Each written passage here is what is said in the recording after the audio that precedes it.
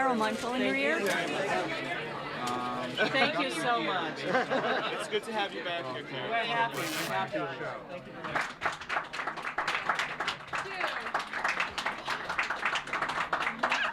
Good morning.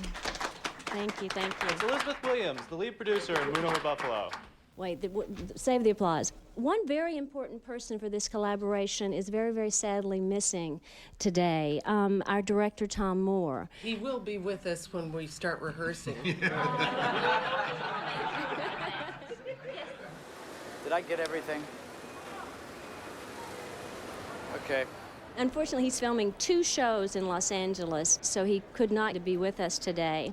He's really one of the most creative people that I can think of, Tom. He's done as varied a work as the initial production of Grease when I think he was fresh out of Yale. And then he went on to do many, many other shows, including Night Mother, Marcia Norman's Pulitzer Prize-winning play. He said to be sure and say that he was thrilled to be returning to the theater in this new Ken Ludwig play. I've had the enormous pleasure of working with Ken before on Crazy for You. When Ken let all of us read this, first we said, well, you know, a Carol Burnett or a Carol Burnett type, certainly for Charlotte. And then we said, and wouldn't Phil Bosco be perfect for George? And happily, we can say that we have our dream team.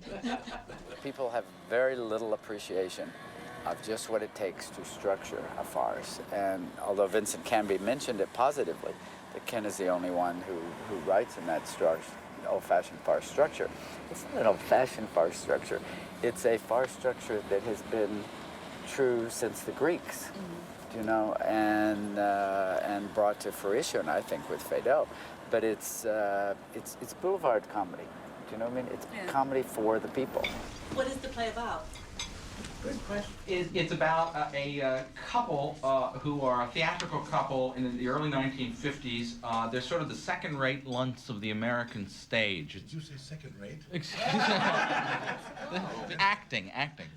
To make a long story short, Frank Capra is flying to Buffalo, because 2 big stars of a movie he's about to film just got injured, and he thinks he may use George and Charlotte Hay, and they go berserk in their greed and ambition. And that's the first 2 minutes of the show.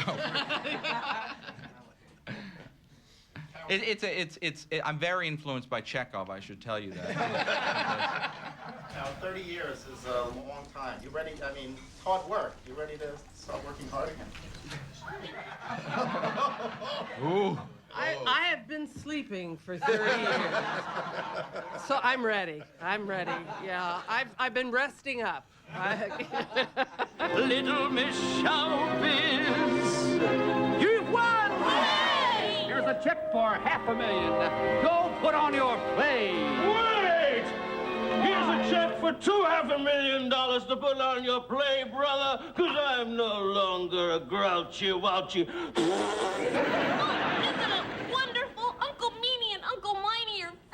Yes, and we'll have our show. And you'll be a star. Oh, gosh, it really is a lollipop world after all. I'll be a star. Now, here's what I want. My name in lights above the title, my own dressing room, complete script approval, and get rid of her.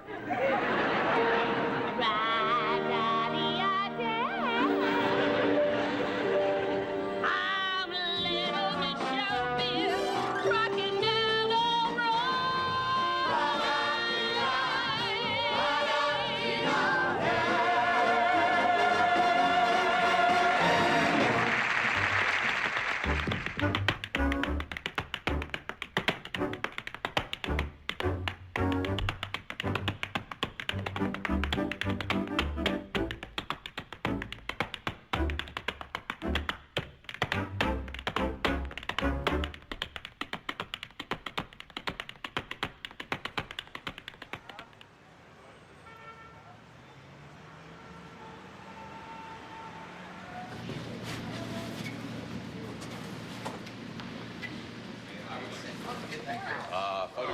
Hi, Andy. Phil Bosco. Phil, nice to meet you. Nice to meet you.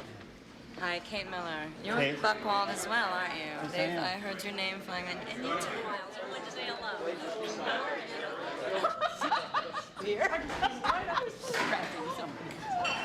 I'm sorry. First days are always anomalies and peculiarities all to themselves. We all bring our certain set of nerves and hysterics to the process.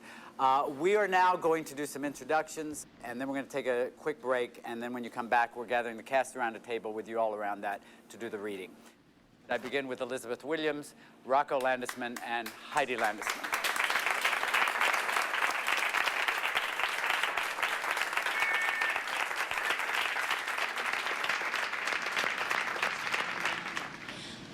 Rocco? Well, thanks, Elizabeth. I'm Rocco Landesman. I'm married to Heidi Landesman, the co-producer and set designer of the show. It's going to be a great pleasure for all of you to work with Ken Ludwig. He is that very rare thing, a sane, living writer. He's very living, he's very sane, and as you get to know him, I think you're going to be thrilled by what he can do, and he'll, of course, be doing it probably right up until opening night. Anyway, if there's anything you need that, you're in your dressing room and it's a horrible color, something, the delivery from the takeout hasn't come, or... Would you repeat that? The delivery from the takeout doesn't arrive on time. He's or doing it! And, anything at all. You're having trouble with Tom Moore, there's that scene that's just not working. What's a producer for?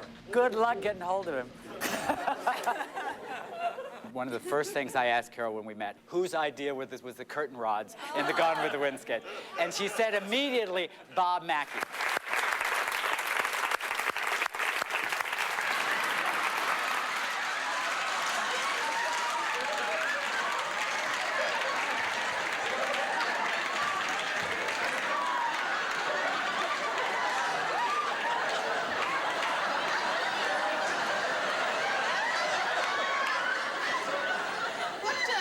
What brings you to Tara?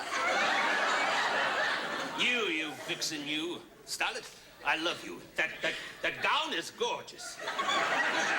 Thank you. I saw it in the window and I just couldn't resist it.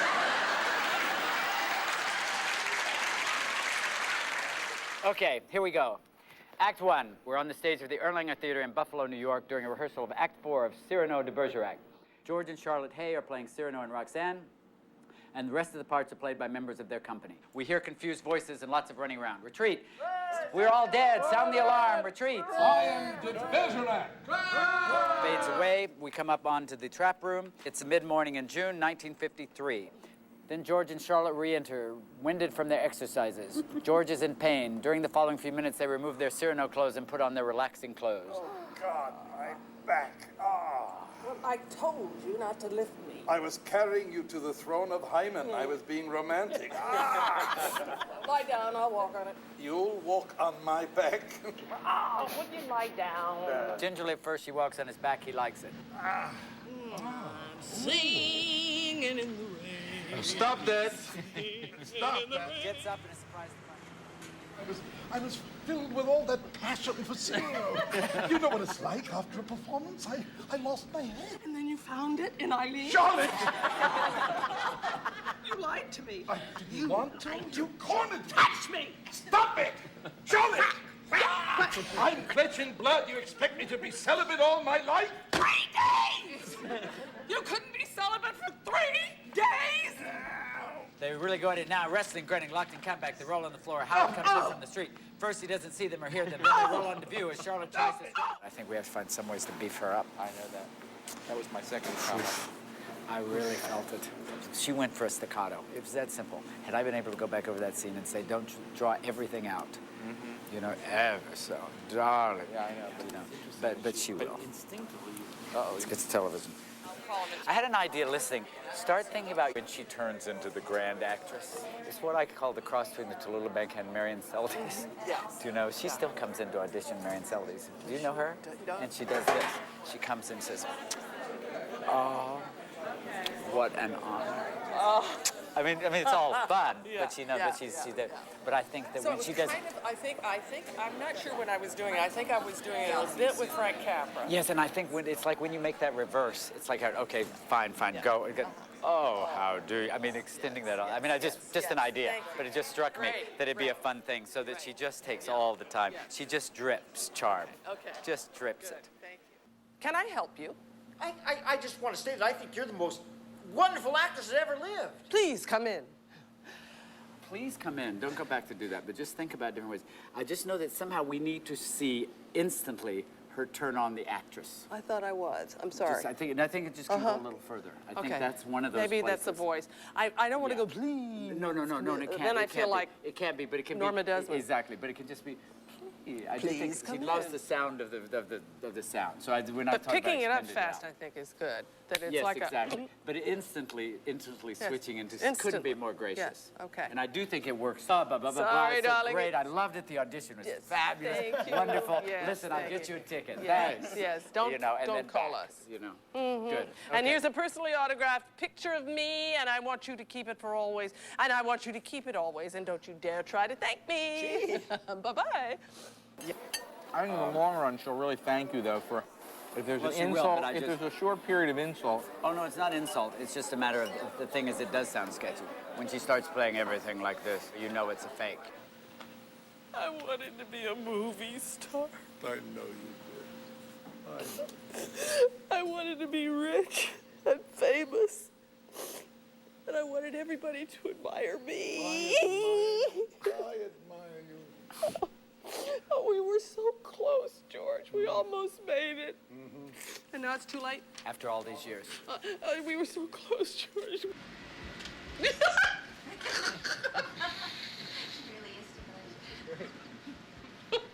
Have you ever had anything about your feet that actually hurt?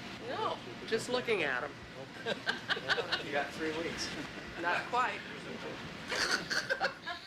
I like this. I'm going to be shot right out of a cannon. And you are. That's that great look. I would love to find a place, but I don't know if Tom would go for it.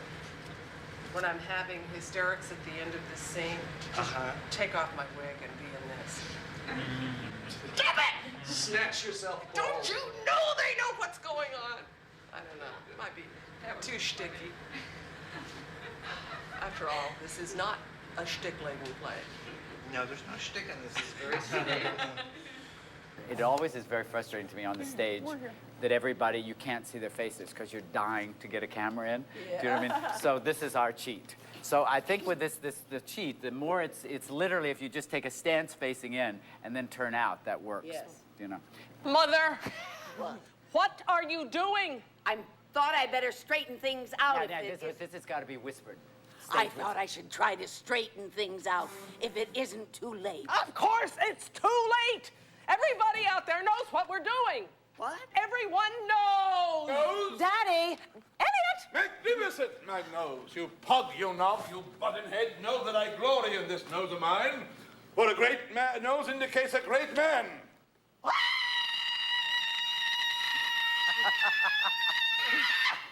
Genial, courteous, intellectual. Shut up. Wait until the last word. Shut up, shut up, shut up. Please, call the police. Howard, darling, what happened? Darling? What do you mean, darling? Who did this to you? He did it. Paul? Why the hell did you call him darling? Because he's my fiancé. Oh my God, she's marrying Frank Capra. Today we've got some victims coming in. What's happening today? It's doing a run through today. And you know what else? I put my shirt on wrong side out today. And I didn't do it on purpose. And you're not supposed to change it or you'll have bad luck. I guess I'm superstitious or something, you know, but I'm definitely superstitious about rain. Superstitious, would that be the word? Today, just if something doesn't work, don't take it to heart. Let it go. Okay. I always tell that to Cass, but I mean, because I know how hard you work to try to do exactly what we discovered. I will be paraphrasing. I'm still doing No, it. I know. Man. But Phil knows that too. Curtain is going out and go. My man! It's Roxanne! Thank God! Go ahead. But they won't know what's going on. We'll figure it out. Charlotte! Get the hell out there! Mandy! Come outside, darling. The view is wonderful. I'm still damp from the bath. I shall catch pneumonia. That's what I shall catch. God! I beg your pardon. You look wonderful. Thank you, darling. Like a beautiful advertisement for something. Nothing peculiar, I hope. I can hardly believe it's true. You and I here alone together? Where the hell is my dressing room? I can't find the friggin' dressing room! Elliot, come back here. Paul. Elliot, Paul. Wait, excuse me. Wait, Paul. Victor. Paul Victor. To use your full name.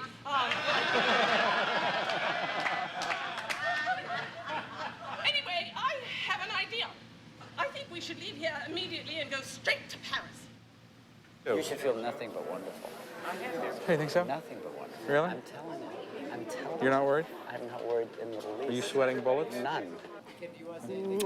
Yeah, I do want to say something in general. That's great. Bye. Oh, bye. It's goodbye. That was my general note. Do you guys feel good about it? Sure. Yeah. I don't.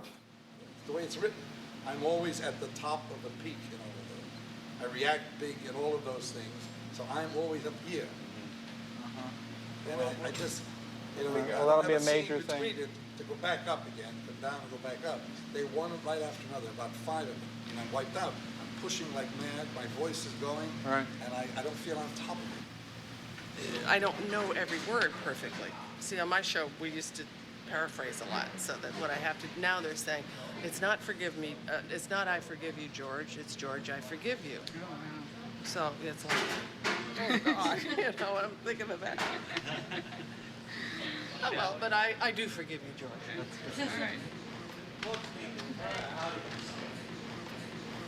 It reads very funny, which bodes well. Thank you. You know, because lots of times these things don't read funny, but, you know, like Noises Off, for example, got hysterical when they put all that physical business into it. What happens with my plays, my comedies, is they start to get away from me and snowball, and I usually go with it. So they end up having a sort of just last night meeting with the director on we were doing notes, and he's a huge fan of Feydeau. And this one is probably... Great. Good for you. Lucky for you. Well, you know, it's funny because I was bitching to him and saying, you know, I don't want to lose texture of the play, and I don't... Gee, I can't wait to write my next play, and so that I can write a quiet comedy that doesn't have a door in it. Yeah. My ideal is to write plays like, my two heroes living are Woody Allen and Tom Stoppard. She was making love with Laurence Olivier, and I was making fire. Yeah. Sorry, I'm not getting this. No, well, but that's okay. Do you think it's funnier saying Yes. instead of I was making fire, I was whooping it up? Because of a war whoop, whooping. We'll talk Let's to ask Ken him. about it. It's a funnier sound. Sure. I think when Ken gets here, these are exactly the kind Right. of things we But should could you discuss. write that down? I think Absolutely. Whooping it up We've with, got a big list. She was. Exactly. All we should do, because I'm addressing all of right these, there, yeah. but we'll have them all down. Uh-huh. Let's just show it to him this way, and then Okay. we'll talk about it. Okay. She was making love with Laurence Olivier, and I was making fire with Now, Chief Ken Chunka feels Chuk. strongly it's two. Huh? That you make love to someone. Huh? Yes, you do make love to someone. And I was whooping it up with, or making fire with. That's okay. Good. Okay. She was boffing Laurence Olivier, and I was boffing Chief Chunka Chuk. I'm going to work on this a lot tomorrow. You know, when I they're not wouldn't here. mind What? if it is a little more graphic. I don't mean boffing Laurence Olivier, but something where it's quicker, the sound is quicker for the jokes. Okay, we'll talk to him about that. Cleaner. Okay. Than she was making love to Laurence Olivier, and I was making fire with, you know. Good.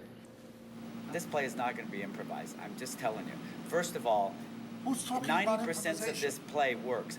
Do you not extent, want our input? Do you not want our experience, our sense of comedy? Do you not want that? What you just told me is in so many words that you don't want to be improvised.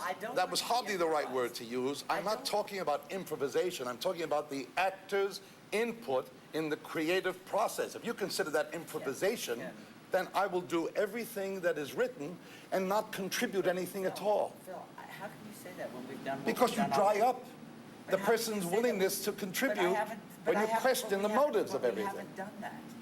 Well, of course we haven't done it. That's my point. Well, Then when he translates it to you over the telephone, you're not hearing me say it or seeing me say it. Well, that's why I'll be here more and more often. Okay. To hear it.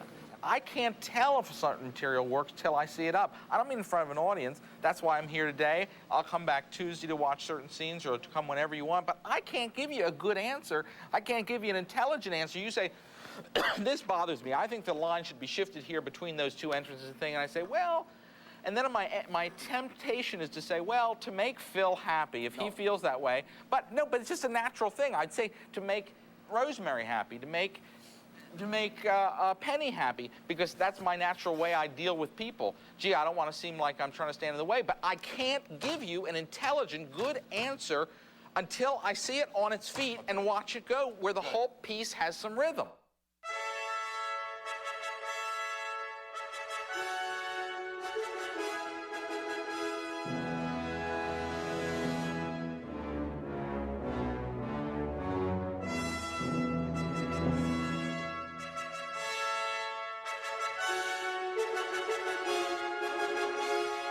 This is pretty exciting for us because this is the first night ever an audience will see this play. So you're the very first ones. It is a dress rehearsal. If something goes terribly wrong, we will stop. There are things yet to be done to the set. As you can see, all our light boards are up. The author's back there, I'm back there. So everything still is in a work of process. But I think you'll have a good time, and thanks very much for coming on this rainy night.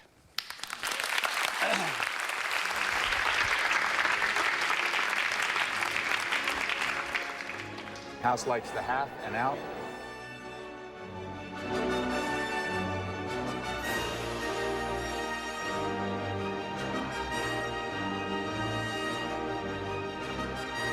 Lights cue 5 and bomb.